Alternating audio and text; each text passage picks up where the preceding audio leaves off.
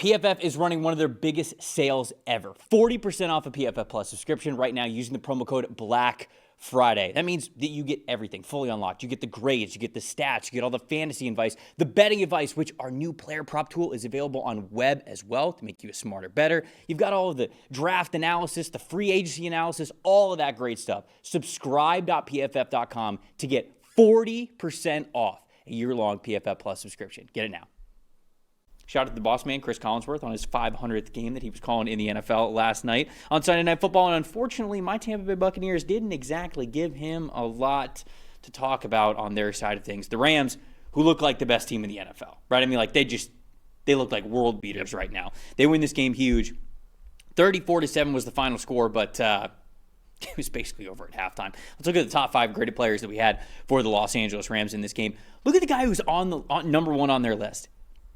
Emmanuel Forbes. Playing like a first-round pick? Playing like a first-round pick. He was not when he was in Washington, but my goodness is he with the Rams. And I think that in and of itself is such an encapsulation of when you are a good organization with a good coaching staff, you get talented players, this is what could happen. He had a 92.4 overall grade on Sunday Night Football. Cornerback Kobe Durant with a 90.6. Defensive tackle Kobe Turner with an 87.3. Wide receiver Puka Nacua an 86.3. Defensive tackle Braden Fisk an 84.4. And then Matthew Stafford, the front runner for MVP. And I think deservingly so with an elite 91.5. You were just nodding your head there as the graphic is on the screen here. So you agree with the MVP sentiment? Completely. Right now, I don't think there's an argument with 6 weeks left.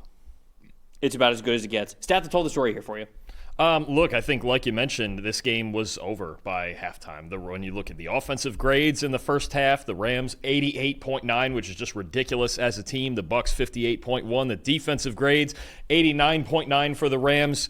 61.8 for the Bucs, 7.7 yards per play to 2.6. And look, I just think when you look at this Rams team right now, you mentioned it, they're the best team in football. There isn't really one stat that encapsulates this right now. And you look at how close they are really to being actually 12-0 instead of 10-2. Right. You're a blocked field goal and a fumble at the 1-yard line on a Thursday night game against San Francisco from being 12-0. This team's got everything. They've got a Hall of Fame quarterback. You've got 2 dynamite receivers and a bunch of tight ends and backs that can run the ball. The offensive line looks better than last year. The only question I had was pass protection, but they've at least gotten that to an average level of late. Yeah, right. They're doing enough, and Stafford gets rid of the football and sees the field so well that you don't have to be outstanding in pass protection. You don't have to be the best pass protection team in the league. And then you've got a great front seven. You got linebackers like Nate Landman and Omar Speights who have emerged as secondary. They're leading the league in coverage grade. That was the other question we had on defense. They're number 1 in coverage grade right now.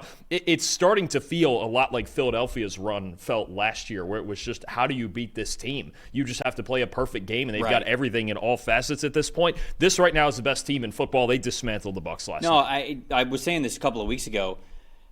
Has there been a game where they've really been outplayed? Because, again, you go to the Eagles game that they lost. I thought were the better team in that game. They just have the special teams blunders, and that's why they end up losing. And then the Niners game, I don't want to take anything away from the 49ers in that one. Obviously, it was a close game back and forth, but you've got the Rams who fumbled the ball at the goal line, and I think they had another fumble in that game, or another turnover in that game, if I remember correctly. I thought front to back, they were also the better team in that game. So it's hard for me to remember a game this season that they have played where I didn't go, yeah, that was actually the better team, even with them having 2 losses here. No, there has not been a game where, and they've just been dominating everybody lately. They've won, 6 games in a row. Sorry, 5 of their last 6 games outside of the Seattle game by double digits. Mm-hmm. I mean, and you look at the 2 games they lost. You got a fumble from Kyron Williams on the 1-yard line of San Fran's that would have given them a lead, and then you had the blocked field goal where Stafford put them in game-winning position. No, I think this team right now, they're the best team in football. They're the most well-rounded. They have everything you could ask for in a football team. And to me, as long as the offensive line stays healthy enough to protect Stafford then it's hard to find just one singular way to beat them. All right, let's take a look at Tampa's top 5 graded players, because that goes along with my stat that told the story here. Say you tried to slide by it there. You tried to slide it past us. We're getting to it. We were. I just wanted to talk about Matthew Stafford and the Rams a little bit because I felt like that's where the conversation was going. Edge rusher Yaya Diaby was at the top of the list for the Buccaneers on Sunday Night Football with a 76.1. Offensive tackle Luke Gedeke, a 71.7. Running back Rashad White with a 70.4. Edge rusher Anthony Nelson, a 69.5. Wide receiver Tez Johnson, a 64.2. And then Baker Mayfield, a 66.3.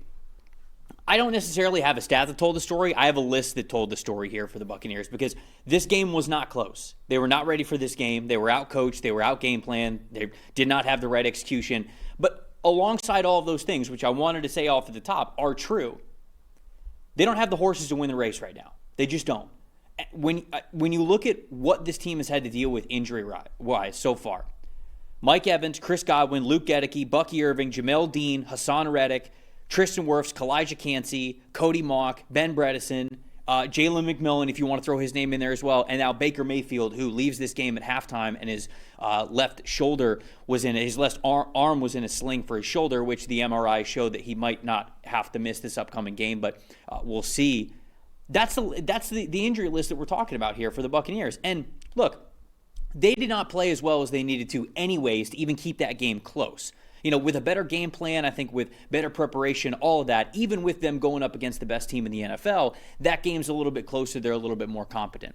But I think that this team knows that they're hurt, that they don't have a lot of their stars out there. And even Baker Mayfield before the game, I mean, you're kind of like watching him, the pregame interview, him standing on the sideline. He looked kind of wide-eyed. Like he didn't look like that Baker Mayfield that was, pissed off and ready and motivating his teammate. Like he just didn't have that look to him. I don't know if it's because, there's a little bit of a soft spot in his heart for playing out in LA, that stadium, that team, because they even said in the broadcast that team and that time of his career helped him fall back in love with football after he was, everything that happened in Cleveland and then Carolina, and then he gets picked up off waivers for the Rams. So before he had signed with Tampa, that was the spot where he says, I was able to fall in love with football again. So I don't know if it was just that he doesn't have that hate for the Rams.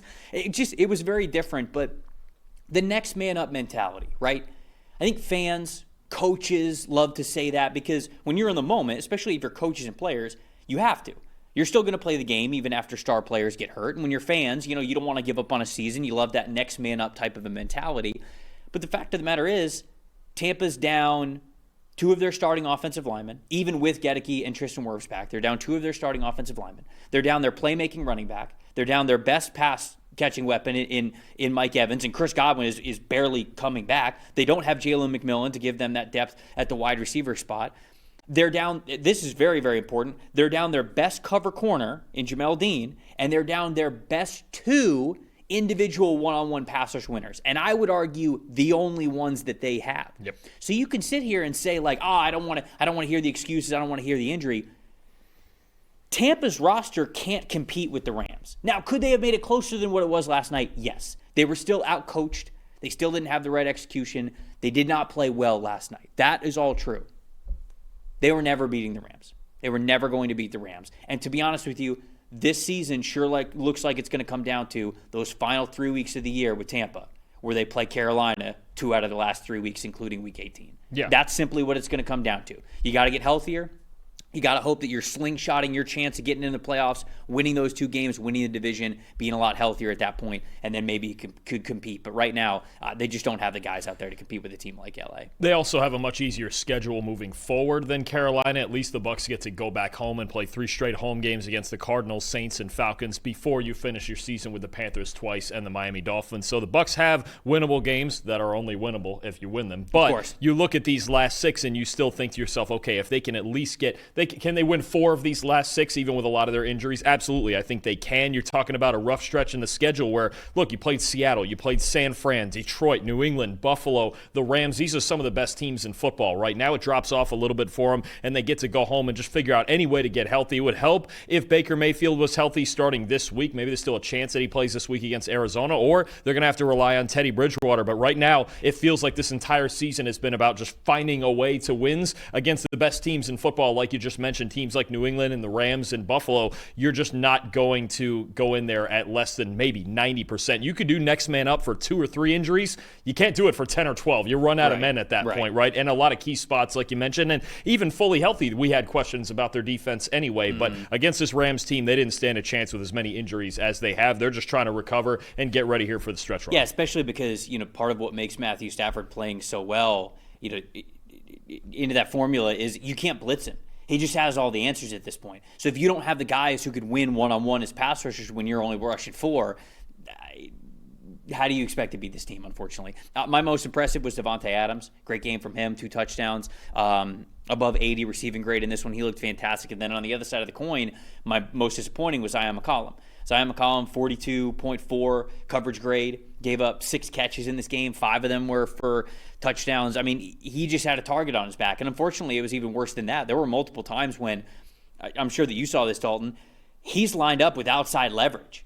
And Davante Adams still gets across his face and gets to the sideline or the fade route in the end zone, like whatever it was. And it's like, Zion, you're playing outside leverage. Like the whole point is if he runs across your face, you can get hands on him. Like if he is going to cross your body, you can get hands on him because you can react a little bit later, and then all of a sudden you're locked with him as he's going to the outside. It didn't happen either of those times in the first half when the Rams were really putting up all their points, and it just was not a good game from him. Now, I think people get on the contract with Zion and they're like, oh, they just signed him to a contract. They're paying him to be the CB1.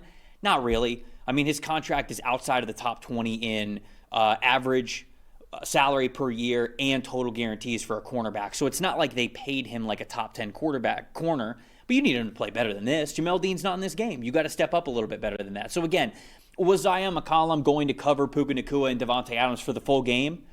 No, probably not. But did it need to look better than it was last night? Yes, I think both of those things are true. Yeah, no, absolutely. I think it's going to take a special level of defense right now to slow down that Rams offense the way that Stafford's throwing the ball. Like you mentioned, the MVP front runner, Adams, has been great, especially in the red zone and in one-on-one situations. They find a million ways to use Puka Nacua, all the tight ends. I mean, they've just got every weapon at their disposal. So, again, this would be a tough team to play if they were 100% healthy. And being that you don't have the weapons or the horses on defense that you have right now, that's just not going to happen against the Rams. And, boy, the Rams have plenty of horses on defense themselves. And I look at my most impressive guy. It's got to be Emmanuel Forbes, right? Yeah, the very comeback fair. Trail here that you've seen with the Rams and how much this has now exploded. And look, the Rams, again, coverage was one of the things that we questioned for them coming into the season. They have the best coverage grade in the NFL. It really is reminiscent of what the Eagles did last year when the year before they were 28th, and they finished last year first also. Forbes, targeted 8 times in this game, did not allow a catch, and had 4 forced incompletions and the interception on the Hail Mary right before halftime. I mean, this sort of turnaround, along with, Kobe Durant making the great play on the pick 6 that he did, Cam Kinchins and Cam Curl playing great on the back end, the linebackers. I mean, this is a real threat, a 3-level threat, I should say, for the Rams on defense. We came into the year going, okay, defensive line's elite, the back 7, let's see where it goes. Where it has gone now is between young players stepping up, veterans stepping up, reclamation projects like Forbes. Everybody is stepping up. This Rams team, maybe they don't have the household names that everybody knows, but this Rams secondary is outstanding, and it keeps getting better every single week. Mahal in the chat saying, Trevor now knows how Dalton feels as a Jets fan. Take it easy.